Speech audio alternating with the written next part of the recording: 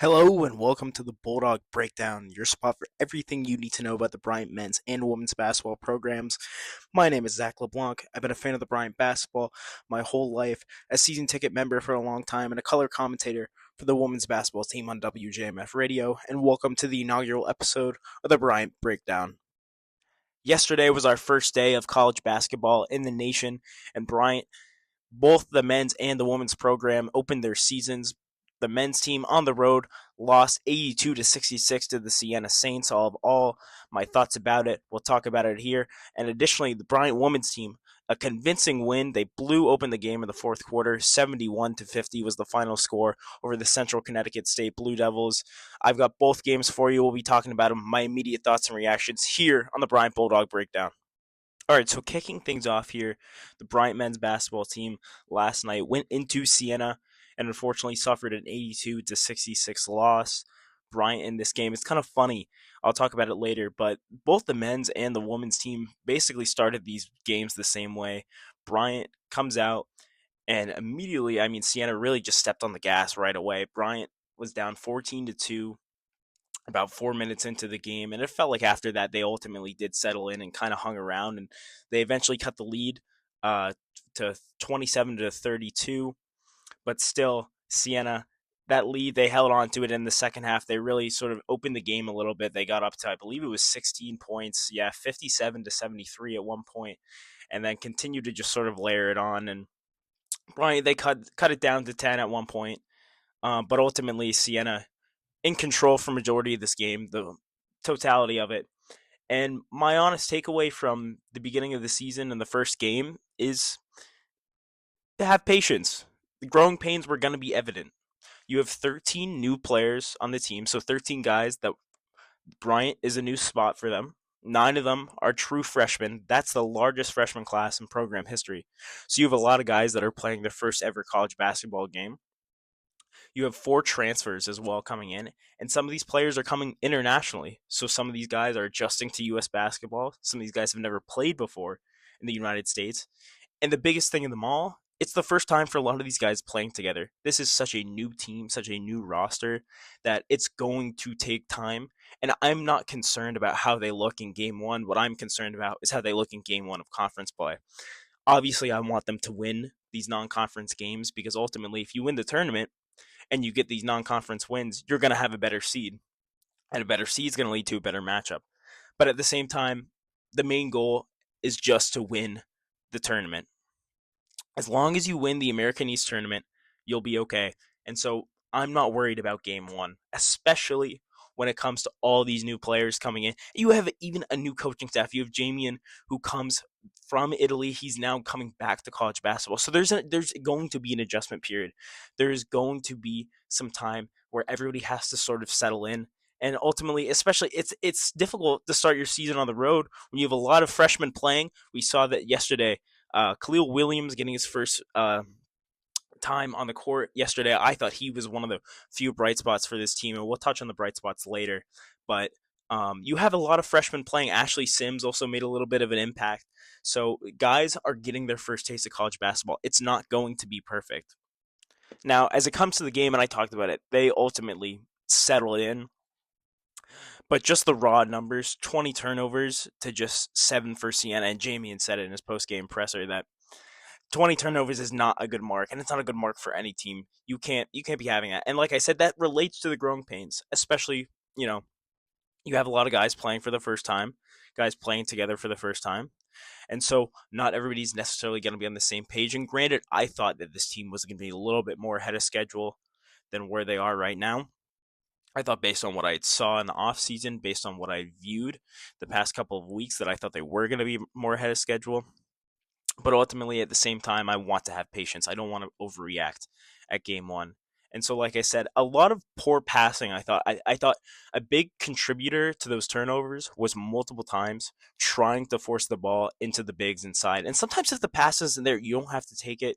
I mean, that's what happens. You have a freshman point guard starting, Ty Tabales, and I'll get into him, who I thought in the second half showed some flashes of what he can be, but 3 turnovers in this game, and some of those were, I think, forced. He started the game early, and I want to say it was the third Bryant possession where he had the where he carried the ball, dribbling it up, and gave the ball back to Siena. And then he had a pass where he tried to loop it inside, and ultimately he was picked off because, again, the pass wasn't there. And so you're going to have some of these growing pains when you have guys that are playing for the first time.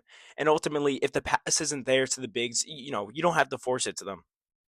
I understand that these bigs on the team, Keegan Harvey, Tim Radovsky, and Radovsky had a great game, especially on the perimeter.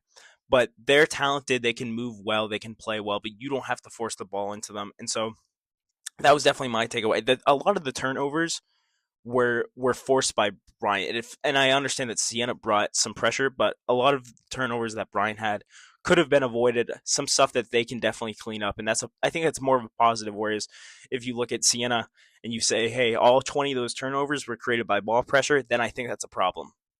But a lot of those turnovers were Bryant, making the wrong read, making the wrong pass, something that they can 100% clean up on. Now, I just mentioned him, Ty Tabales, Worcester, Mass, freshman that comes in. Um, and as a starting point guard, you have a lot of responsibilities. You have to do a lot, and it's a lot for anyone to handle, and especially a freshman.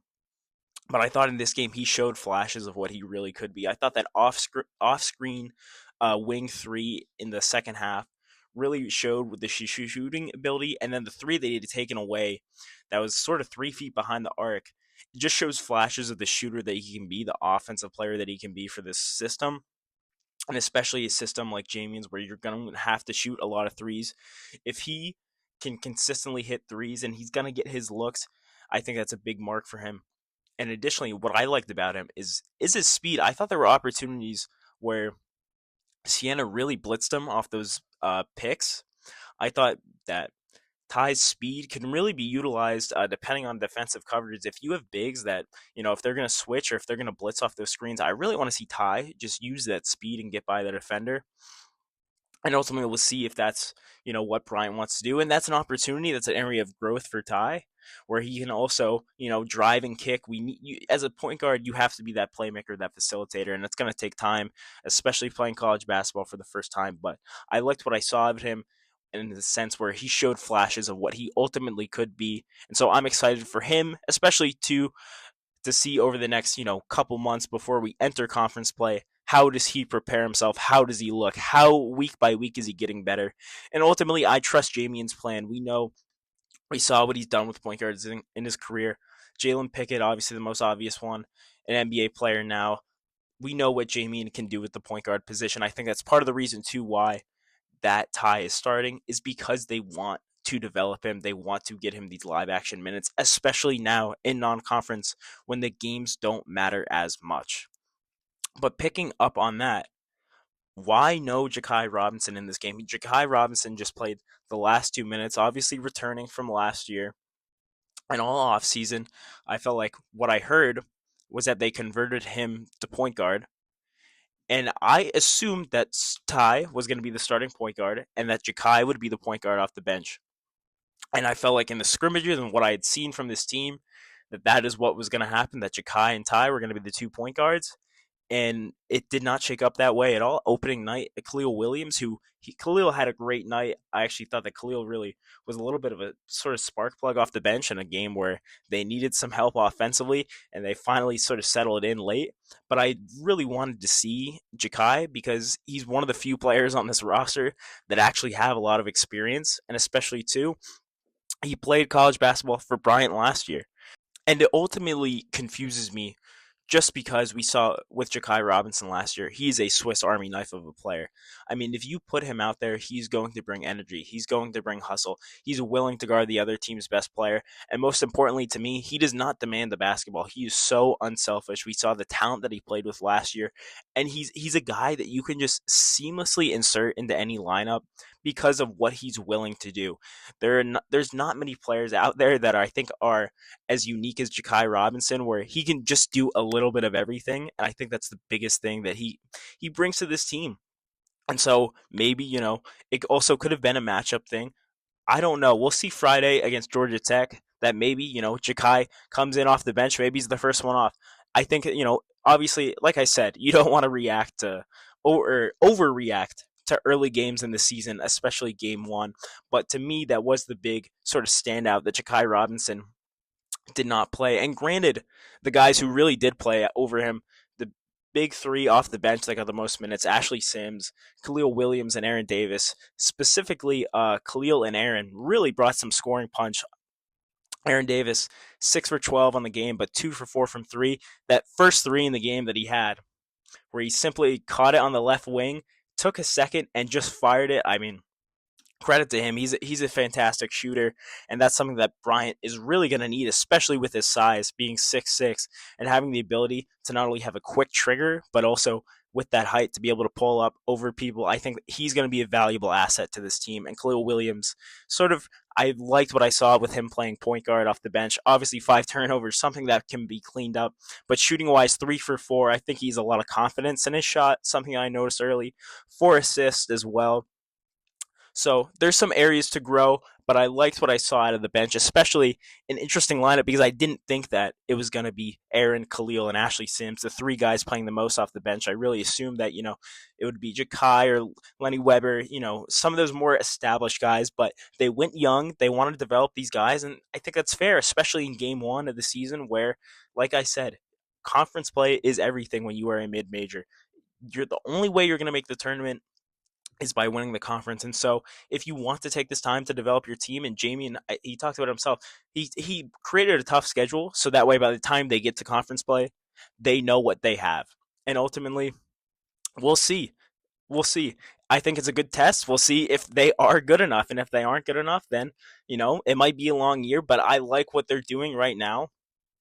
And we'll have to see. I think Friday versus Georgia Tech is a good opportunity for them. Obviously, Georgia Tech, just the name itself speaks enough. But as long as I would just like to see them come out and play better, play cleaner. It felt like that start of the game against Siena just plagued them. They got behind early, and they ultimately settled in. The last 12 minutes of the first half were a lot better, but by the time the second half came around, Siena was still in control of the game, and ultimately Bryant could just never get over the hump.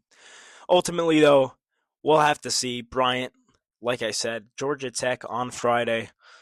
It'll be an interesting game. As long I just want them to come out and just look better, settle in earlier. We know what Georgia Tech is. It'll be an interesting game, but hopefully, as long as Bryant comes out, they look a little bit more poised, a little bit more ready, and they play some more team basketball. I think Tim Radofsky said it after the game that they gotta play more team. They gotta be connected much better. So ultimately, that's what I'm looking for Friday against Georgia Tech. All right, moving on here, the Bryant women's team picked up a big win on their opening night, home opener. Picked up a 71-50 win against the Central Connecticut State Blue Devils, a familiar foe of back when Bryant was in the NEC. And to me, the big thing that stood out was this game was a chess match. Central Connecticut State came out in a press immediately, and I talked about it a little bit in the last segment. Now, both these games for the men's and women's program started similarly. CCSU was up 16-4 to start this game, and they were completely wreaking havoc. Talking offensive rebounds, forcing turnovers, that press was super effective. And Linnea Kokoski ultimately, she had to call a timeout. And this speaks to the chess match aspect because both teams really came out and made adjustments. Bryant throughout the game, they slowly chipped away. They ultimately settled in, I think, really in that second quarter. And they went into the fourth quarter up a point.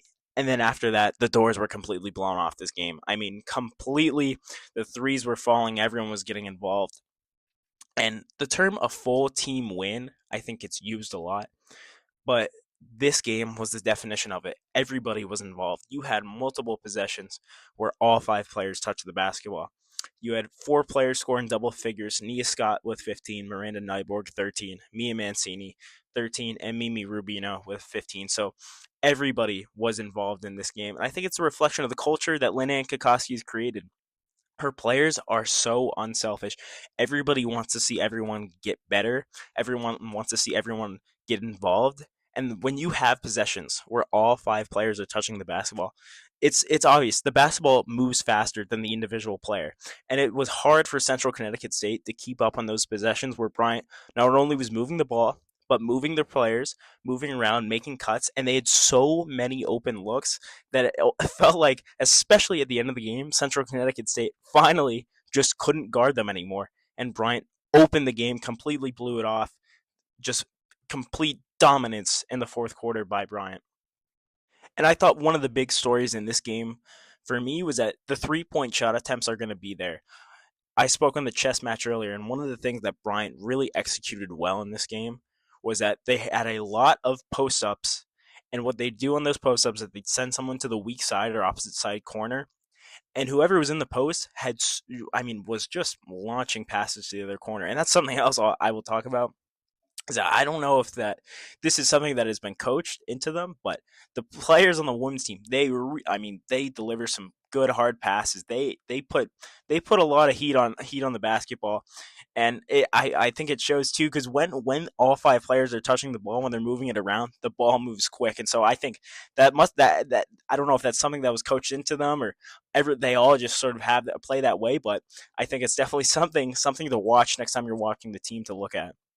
But as I said, the threes are going to be there. And so they had these post up opportunities, and it was just cross court swing passes to the opposite corner, and it led to open threes. And early in the game, the first three quarters, Bryant did not convert on those. They struggled on them. They couldn't, the shots were there, but it simply wasn't falling in. It's a make or miss league ultimately. It's been said in the NBA, and it relates to the college game now because of how many threes are shot. If you're not making your threes, you're going to struggle. And so what stood out to me is that in the fourth quarter specifically, Mia Mancini and Mimi Rubino completely took over the game and finally just started to really get a rhythm shooting wise. In the fourth, Bryant was 5 for 5 from three. That completely opened the game, especially to start the fourth where they made three threes and they were up nine. So three times three, that gets you nine. That's your 9 points right there. And that's what happens. You make your threes, and all of a sudden you have a 9 point lead in a game where you trailed 16-4 to start. Additionally, Mia Mancini and Mimi Rubino, 5 assists each. They really took over the game, and especially having such a slow first half for them. They're the two players in this team that I think can really create shots for themselves. But at the same time, what I loved about what I saw from them, they had 5 assists each.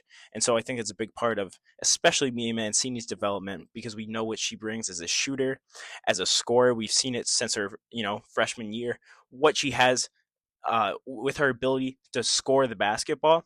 But last year, career high 3.2 assists. I want to see that continue. Because the great players, they not only can score and create for themselves, but they make those around them better. So she had multiple opportunities last night where she had great passes, great opportunities, finding her teammates. Because if she's going to shoot the way she did in that fourth quarter, the defense is going to have to key in on her, and it's going to lead to so many open opportunities for teammates. Mimi Rubino specifically as well. I thought that three that she had on the right wing late in the game, where she took it up in transition, and the Central Connecticut State defender almost just stepped back as soon as Mimi got to the three point line, and she almost was just like, look what I found," and just completely just took the three, took the opportunity. It was wide open. If you're not going to guard Bryant's best shooters, then I think that's a strategy that I'm okay with living with, because they have players on this team that can shoot the basketball. They just simply weren't converting. But when it mattered most, they made the shots, and that's what I like to see.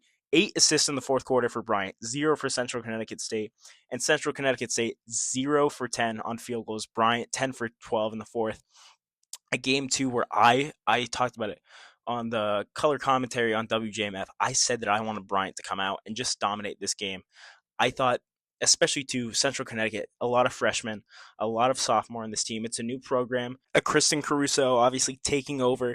She took over halfway through last year, and she had, went 9-6, and this is her first full year. So she had a lot of freshmen, a lot of sophomore, really rebuilding her program. And so I thought there's an opportunity where Bryant, on the other hand, a lot more veterans, a lot more experienced players to just come in and dominate. And that wasn't the case. But ultimately, it felt like once Bryant settled in, and really in that fourth quarter, completely just blew the doors off the game. It simply wasn't even close, and that's and that's ultimately what I really wanted to see. I thought Bryant was going to come out and dominate the game. I thought it wasn't going to be close. I thought that they were going to make a statement, and they did. It just took them a little bit to get there, and that's okay.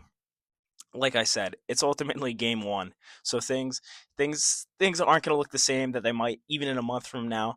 But a win is good to see, especially on opening night, and the fashion that they did it. I thought they really took away the game late, sort of almost took it away from Central Connecticut. I thought that we were going to have an upset watch there, but credit to the Bryant women's team, came up, big, made their shots when it mattered, moved the ball. And if they can keep playing like this all year long, where they're moving the basketball, finding assists, I think they'll be fine. My big concern is still turnovers seem to plague this team. The offense can still be a little bit stagnant, but that's something that you can figure out. Like I said, if you're moving the basketball enough, you're going to find a good enough opportunities. I think that especially speaks to the offense being stagnant, something that I saw last year. The question is how consistent can they be? But if they can continue to move the basketball, they're going to get good looks, especially with how unselfish these players are. I mean, the team, the vibes are you can tell just by watching them. They're high. Everybody wants everyone to succeed. So credit to the Bryant Women's team. Picked up their first win last night, a 71-50 win against Central Connecticut State at home. They'll be back actually on Friday as well, just like the men, but they'll be home playing Cornell. Interesting matchup there. A chance for Bryant to go 2-0. Last year they got off to a good start in conference play, so I'd love to see it again. And yeah, thank you again for listening to the inaugural episode of the Bryant Bulldog Breakdown. Bryant, the men's team at Georgia Tech, Friday, 7:30 p.m. on ACC Extra, and meanwhile the women's team at home on Friday against Cornell, 6 p.m. I'll be doing the color commentary for that game, as well as taking a look at the men's game after. I'll be here talking about it. Your one stop for Bryant men's and women's basketball is right here, the Bulldog Breakdown. I'm your host, Zach LeBlanc. Thank you for listening.